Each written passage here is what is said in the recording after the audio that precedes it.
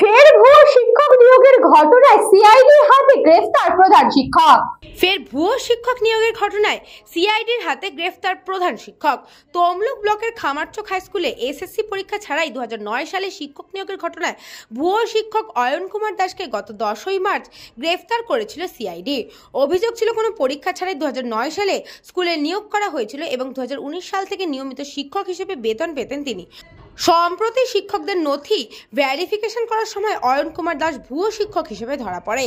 জেলা বিদ্যালয় পরিদর্শক পলাশ রায় গত 6ই মার্চ তমলুক থানায় এফআইআর দায়ের করেন। উল্লেখ্য, গত বছর শুভেন্দু হাটুয়া নামে খামারচক হাই স্কুলে আরও এক ভুয়ো শিক্ষক গ্রেফতার হন। সেই সময় গ্রেফতার হয়েছিল এই প্রধান শিক্ষক অশোক কুমার হাটুয়াও। সেই সঙ্গে ওই ঘটনায় গ্রেফতার হয়েছিলেন প্রাক্তন ডিআই চাপেশ্বর সর্দার।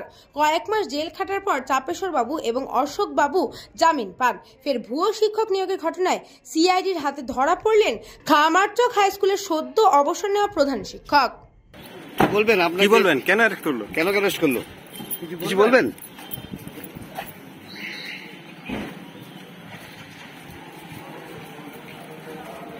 ব্যুরো রিপোর্ট, নিউজ বঙ্গ টাইম।